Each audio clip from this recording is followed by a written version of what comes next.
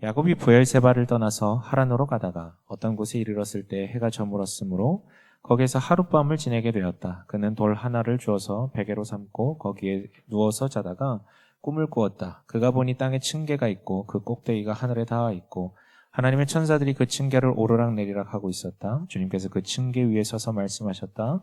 나는 주 너의 할아버지 아브라함을 보살펴준 하나님이요 너의 아버지 이삭을 보살펴준 하나님이다. 네가 지금 누워있는 이 땅을 내가 너와 너의 자손에게 주겠다. 너의 자손이 땅에 티끌처럼 많아질 것이며 동서남북 사방으로 퍼질 것이다. 이 땅의 모든 백성이 너와 너의 자손의 덕에 복을 받게 될 것이다. 내가 너와 함께 있어서 내가 어디로 가든지 너를 지켜주며 내가 너를 다시 이 땅으로 데려오겠다. 내가 너에게 약속한 것을 다 이루기까지 내가 너를 떠나지 않겠다. 야곱은 잠에서 깨어서 혼자 생각하였다. 주님께서 분명히 이곳에 계신데도 내가 미처 그것을 몰랐구나. 그는 두려워하면서 중얼거렸다. 이 얼마나 두려운 곳인가. 이곳은 다름 아닌 하나님의 집이다. 여기가 바로 하늘로 들어가는 문이다. 네, 오늘도 야곱 이야기를 좀 하려고 합니다. 주일에 우리가 야곱에 대해서 이야기를 나눴는데요. 그 프롤로그 격이라고 볼 수 있을 것 같아요. 그리고 굉장히 많이 연동됩니다. 그리고 여러분들은 다 그 주일에 메시지를 들었었기 때문에 아마 더 큰 어떤 연결점이 있을 것 같아요. 지난주는 이 가나안 땅을 떠나서 형 에서를 두려우니까 그 에서로부터 도피했다가 21년 만에 가나안 땅으로 다시 돌아왔던, 그래서 강을 건너지 못하고 벌벌벌 두려움에 떨다가 하나님께 나 두려워 죽겠다고 기도했던 그 야곱의 그 장면을 보았었습니다. 그리고 저는 주일에 분명히 선언했죠. 분명히 말씀을 드렸습니다. 그가 왜 두려웠다고요? 물론 표면적으로는 자기 형 에서가 자기를 죽일까 봐 두려웠지만 실제 두려웠던 것은 밖에 있는 대상이 아니라 자기 내면에서 비롯된 것이라고요. 특별히 뭐라고 제가 지칭을 했냐면 무가치해질 것에 대한 두려움, 자기가 아무것도 아닌 존재가 될 것에 대한 두려움이 그렇게 만들었다고요. 그 열매들이 몇 개가 있었죠. 하나의 열매는 그 도망쳤던 하란 땅에서 미친 듯이 일했던 것, 즉 아무것도 아닌 존재가 될 것에 대한 두려움이 쉬지도 못하게 계속해서 일하게 만들었습니다. 그리고 또 하나의 열매가 무엇이었습니까? 사기극을 펼친 거였죠. 성공해야 된다. 나는 가치 있는 존재가 돼야 된다라는 그 무리수, 그 열망 때문에 무리수를 둬서 대사기극을 펼칩니다. 네, 그리고 오늘 본문은요, 바로 그 대사기극을 펼친 직후 잠깐 기뻤지만, 장자권을 얻어내서 잠깐 기뻤지만 너무나도 두려워져가지고 지금 주랭랑을 치고 있는, 야반도주하는 야곱의 모습을 그리고 있습니다. 여러분, 야곱은 가능한 한 재빨리, 가능한 한 멀리 도피해야 됐기 때문에 지금 야반도주를 하고 있는 거예요. 아무것도 가진 게 없이 지금 도망가고 있습니다. 하란 땅으로 가고 있죠. 가나안 땅을 한참 벗어난 그 북쪽에 있는 하란 땅으로 가던 중에 지금 본문은 이렇게 얘기를 하고 있죠. 어떤 곳에 이르렀을 때 일이 일어났다라고 얘기합니다. 어떤 곳, 그러니까 지칭할 수도 없는. 사실 여러분, 우리가 먼 길 가려면 약간 마을이 있고 도시가 있는 곳 위주로 가지 않습니까? 먹을 것도 받아야 되고요, 마실 것도 있어야 되고요, 물건들도 있어야 되고요, 교류도 해야 되고, 거기가 안전하기 때문에. 근데 지금 야곱은요, 어떤 곳을 지나고 있음에라고 되어 있는 거 보면 일부러 추적당하지 않기 위해서 사람들이 없는 곳, 물지하가 없어도 상관이 없어요. 사람들이 없는 곳을 일부러 피해 갔었던 곳이에요. 그러니까 어딘지도 모를, 하지만 가나안 땅을 막 벗어나고 있는 지경 정도였던 것 같아요. 그러니까 아무것도 없는 곳이기 때문에 뭐 자기가 갖고 온 것도 없고, 그래서 노지에서 그냥 돌을 베고 자는 거예요. 피곤하니까. 최대한 많이 걸었겠죠. 최대한 많이 뛰어갔겠죠. 돌 베개 베고 잡니다. 근데 꿈을 꾸게 되는 것입니다. 어떤 꿈이었습니까? 본문에서도 얘기하지만 하늘에 사닥다리가 걸려 있어요. 옛날 개역개정으로는 사닥다리라고 되어 있고, 새 번역에서는 층계라고 되어 있는데, 아무튼 뭐 그런 올라가는 어떤 물건 같은 거예요. 그게 하늘에 걸려 있는데 천사들이 오르락 내리락 합니다. 그 모습을 보고 있는데, 꿈입니다. 그 모습을 보고 있는데 갑자기 하늘로부터 주님의 음성이 들려오는 것이죠. 무슨 말씀을 하시냐면 너무 잘 알고 있는 그 말씀이요. 할아버지 아브라함에게도 하셨고 자기 아버지 이삭에게도 했던 하나님이 복 주시겠다라는 그 약속, 그 말씀을 지금 야곱도 듣고 있는 거예요. 야곱은 듣는 순간 알았어요. 이게 갑자기 내려온 게 아니라 할아버지에게도 아버지에게도 줬던 그 약속의 말씀이라는 것을요. 그리고 꿈에서 깬 야곱이 이렇게 고백을 하죠. 16절에 분명히 뭐라고 합니까? 주님께서 분명히 이곳에 계시는데도 내가 미처 그것을 몰랐구나라고 얘기합니다. 여러분, 이 고백에 주목하십시오. 분명히 이곳에 계신데도 내가 미처 그것을 몰랐구나. 그리고 여러분, 이 날은, 이 고백을 한 날은 야곱이 처음으로 하나님을 제대로 만난 날이었고요. 그리고 굉장히 큰 변화가 일어난 날이었습니다. 여러분, 이 고백이 뭔데요? 결론부터 말씀드릴게요. 조금 용어가 어려울 수 있지만 하나님의 주인 되심, 즉 하나님의 주권적 영역이 갑자기 폭발적으로 확장된 날이라고 보시면 될 것 같아요. 두 가지 영역에 대해서 제가 좀 말씀을 드리고 싶어요. 첫 번째로는 진짜 직관적으로 눈에 보이는 영역의 확장을 얘기해요. 여러분, 이것은 고대인들의 관점을 토대로 볼 필요가 있는데요. 여러분, 고대인들은 신을 안 믿는 사람이 없었습니다. 신과 늘 함께했고 신과 동행합니다. 다만 그 신은 굉장히 많았죠. 고대인들은요, 신이 하나밖에 없다라는 사상 자체가 없었어요. 그건 아브라함 때부터 생겨난 어떤 인식이고요. 고대인들은 당연히 신은 되게 많은 거였습니다. 그러다 보니까 자기 영역이 있어요. 특별히 대단한 자연 현상 있잖아요. 뭐 번개의 신 토르처럼 그런 어떤 특별한 자연 현상이나 어떤 특정 지역이나 뭐 산, 강 이런 어떤 지역에 깃든 신들을 떠올리게 되었었죠. 그들은 강해요. 단 그 영역에서만, 그 지역에서만, 그 자연 현상에서만요. 아무튼 고대인들은 이런 인식을 갖고 살았습니다. 여러분, 야곱 역시도요, 분명히 할아버지 아브라함을 통해서, 아버지 이삭을 통해서 하나님에 대한 이야기를 끝도 없이 들었겠지만 당대에 살던 일반적인 사람들이 생각하는 그 세계관으로부터 자유롭지 않았었어요. 자유롭지 않았다고요. 우리도 여러분 이 자리에 모태신앙으로 자라나신 분들 많았지만 분명히 부모로부터 신앙을 전수받았겠지만 우리는요, 당대 우리가 학교 다닐 때 친구들이 말하는 그 세계관으로부터 자유롭지가 않아요. 똑같습니다.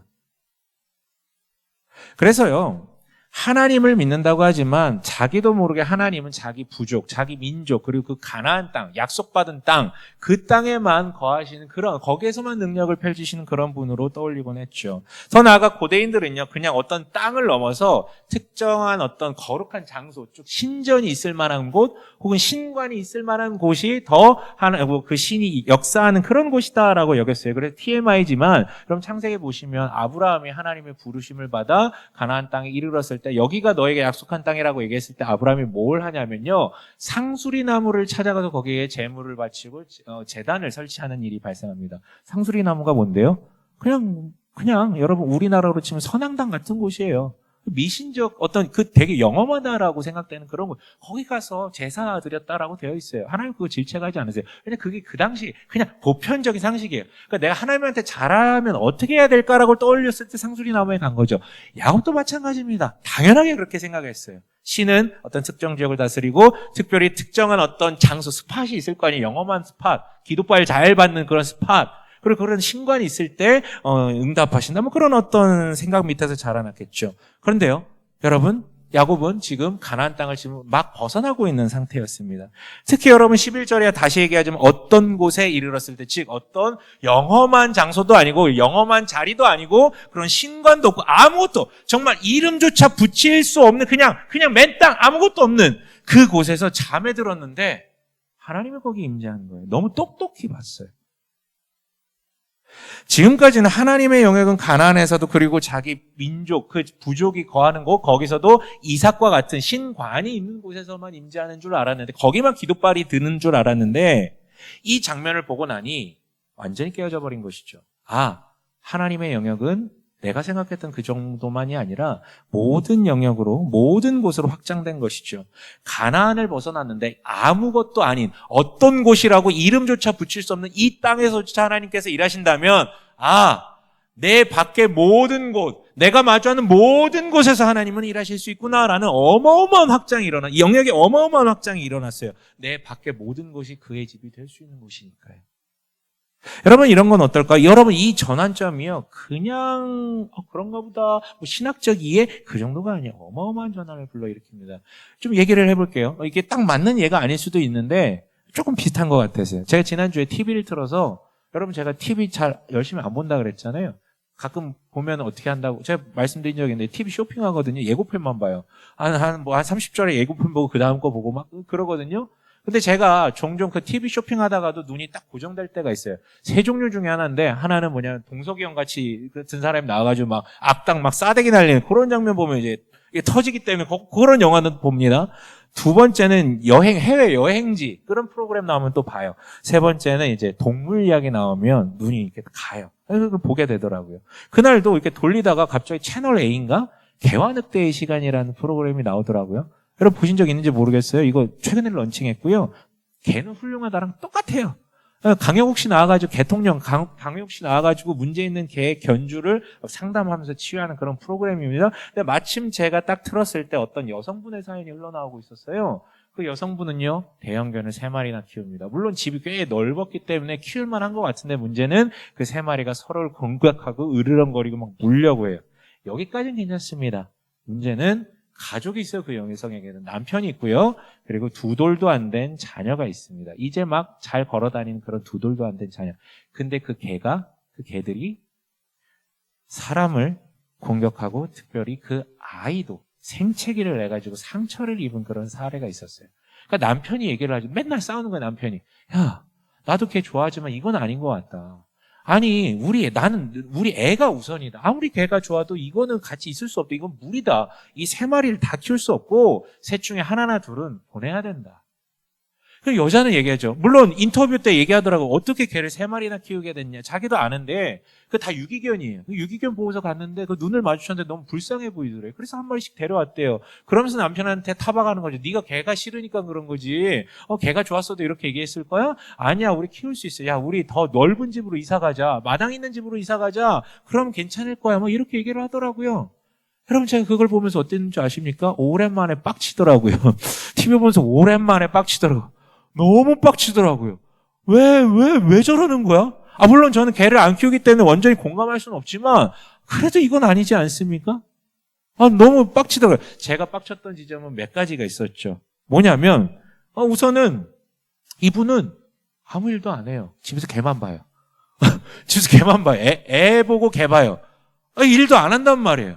그러니까 죄송합니다. 남편이 가져다 주는 월급으로 그렇게 사는데, 어떻게 그렇게, 이거 철딱선, 그런데 거기다가 더 넓은 집으로 이사 가죠. 이 철딱선이가 없어 너무 없는 것 아닌가? 근데 여기까지는 괜찮습니다. 근데 애가 걔한테 상처를 입었잖아요.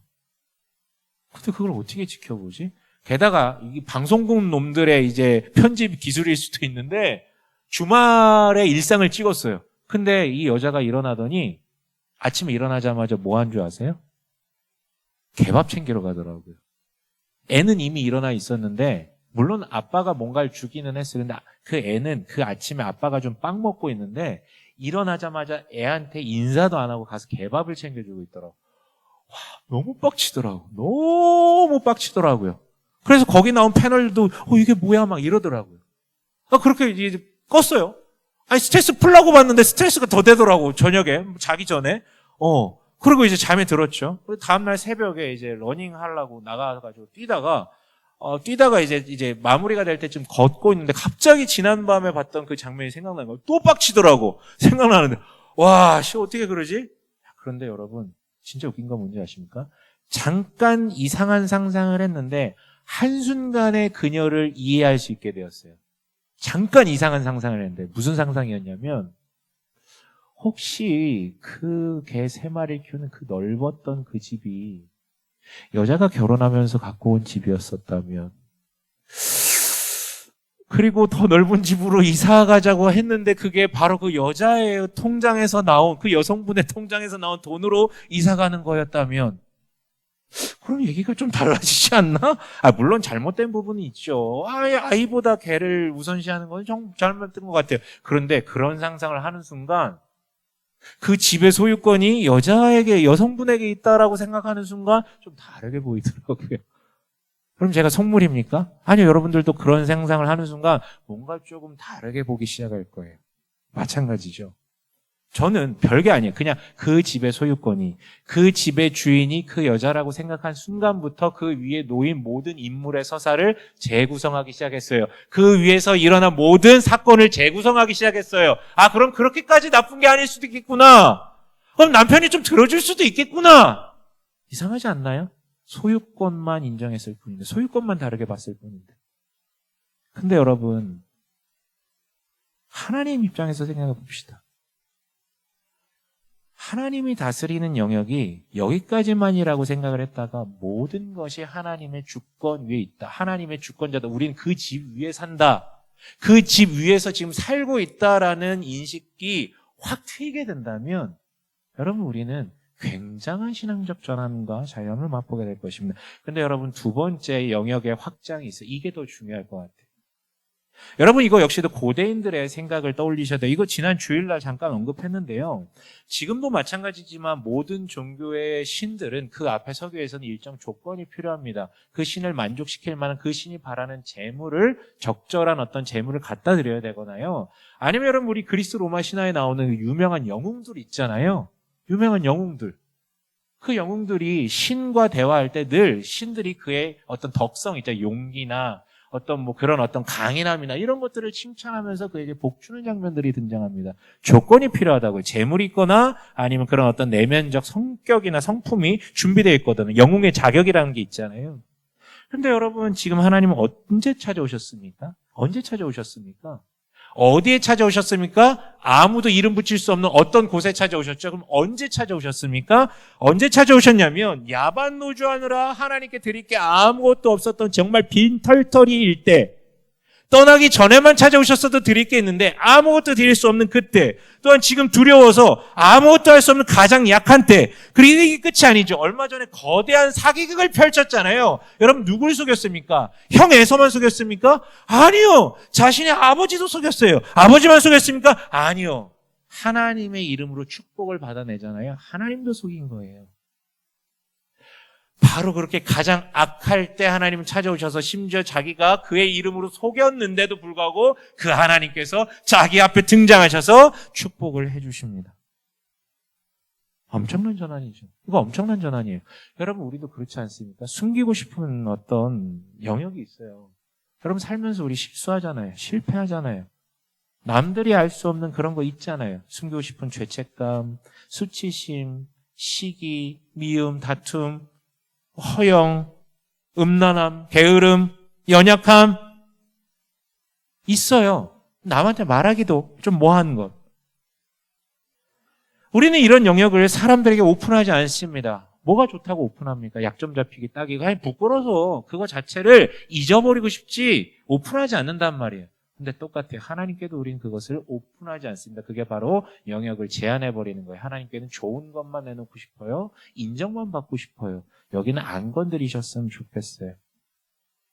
근데 여러분 지금 야곱의 현재가 완전 발가벗겨져서 자신의 약함과 악함이 그대로 노출된 그때에 찾아오셨다라는 말이에요. 누구에게도 들키고 싶지 않았던, 정말 혼자만 있고 싶었던, 아니 다 잊어버리고 싶은 그때에 찾아오셨단 말이죠.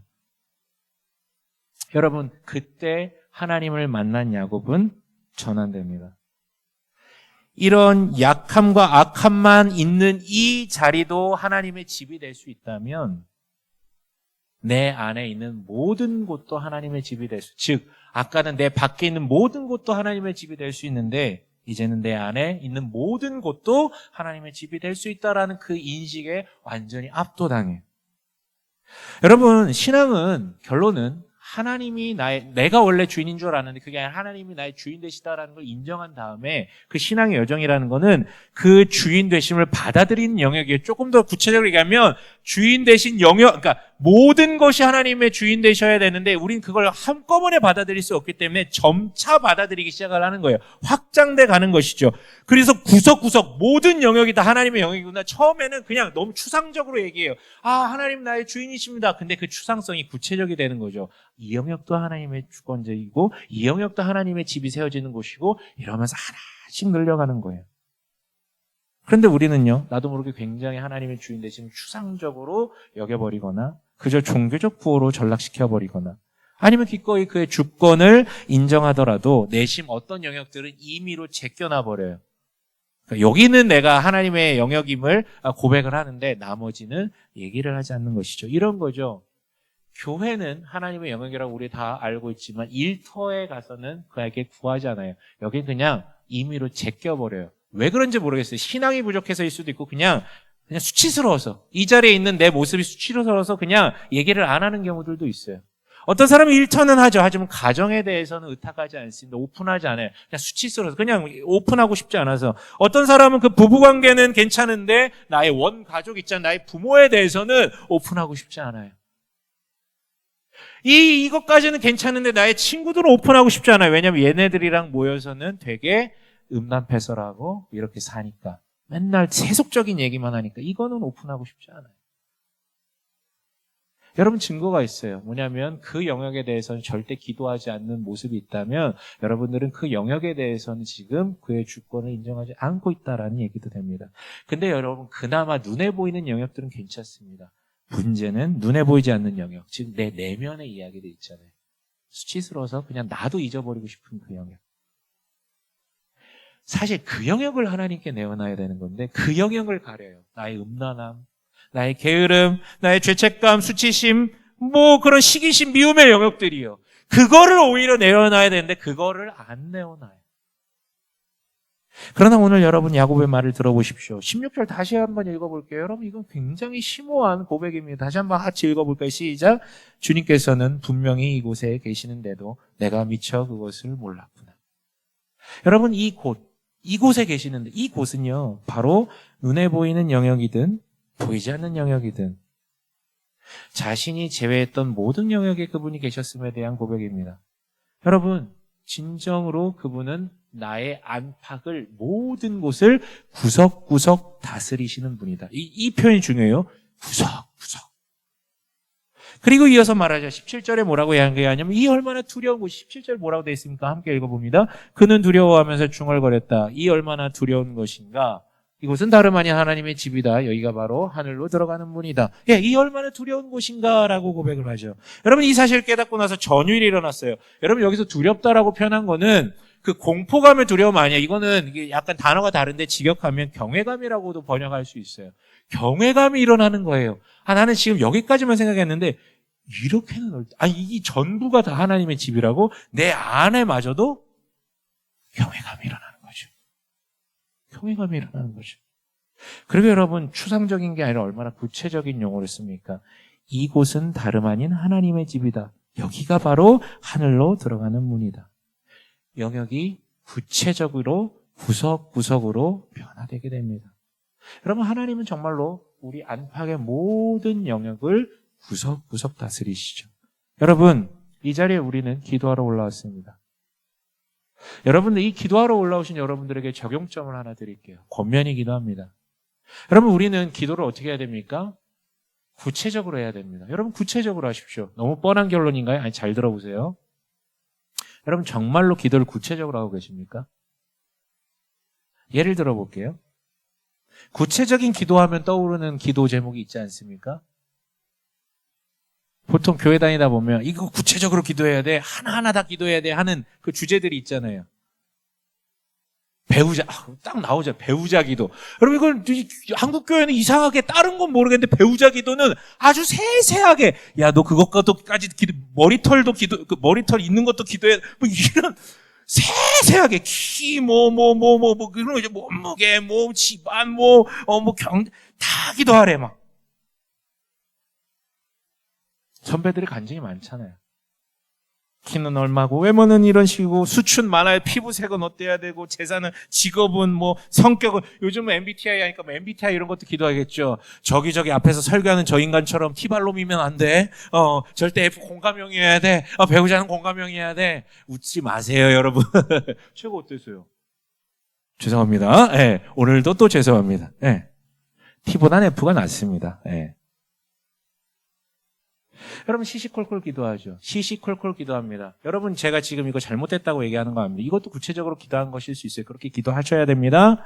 그러나 여러분 과연 이게 성경이 말하는 구체적인 기도일까요? 여러분 기도가 구체적이어야 되는 말은요. 집중하세요. 구체적 조건을 기도하는 게 아니라 구체적 영역들을 기도하는 거예요. 내가 원하는 무언가 기도 제목을 놓고 그 기도 제목에 내가 원하는 상을 구체적으로 묘사하면서 그 구체적인 조건들을 놓고 기도하는 게 아니라 영역들을 놓고 구체적인 구석구석 영역들을 놓고 기도하는 거라고요. 그래서 다시 예를 들어 배우자 기도를 한다 그러면 내가 원하는 배우자 상의 조건들을 구체적으로 기도하는 것보다 그것도 필요하겠지만 더 필요한 것은 결혼이라는 걸 떠올렸을 때 결혼이란 영역을 하나님 앞에 내어놓으며 이 영역에 집을 지어 주십시오라고 기도하는 것이고 더 거기서 좁혀 들어가면 만남의 과정부터 만남이란 영역에서부터 그 사람을 만나서 대화할 때부터 어떤 재물에 대한 것부터 그리고 어떤 관계에 대한 것부터 하다못해 성에 대한 영역까지 그 영역들에 대해 숨기지 말고 기도하는 것이죠.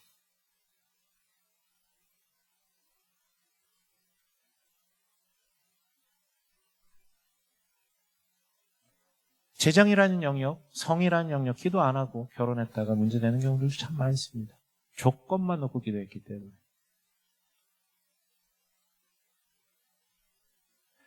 이 모든 영역들에 하나님의 주권을 인정하고 주님의 통치가 임하길 원하는 구석구석, 그 영역 구석구석들을 기도하는 것.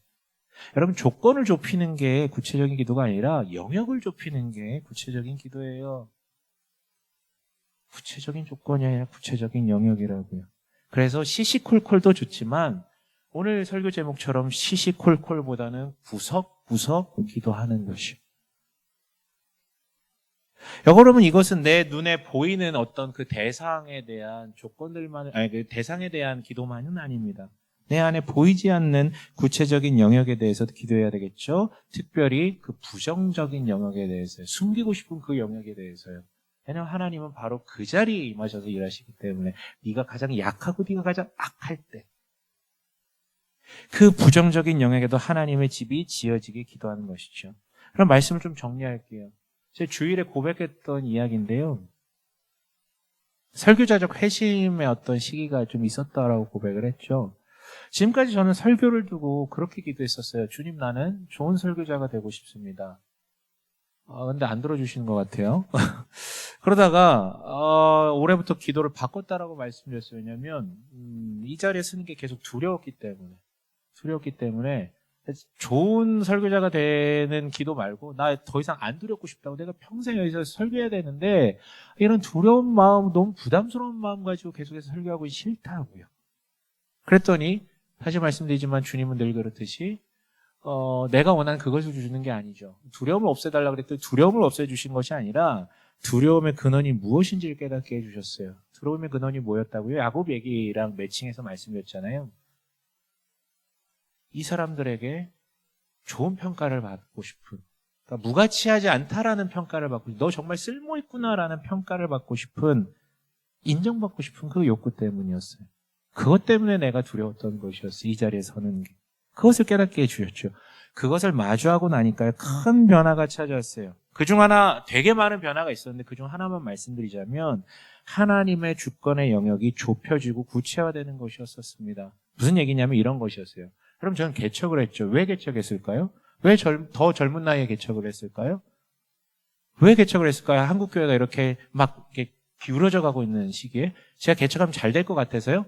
조금 그런 것도 있었지만 그게 핵심이 아니고요. 저는 교회를 통해서 일하시는 하나님의 주권에 대한 확신이 있었기 때문에 만약에 내가 개척해서 안 되더라도 개척해야 되겠다라는 결심으로 했어요. 그거는 변함이 없어요.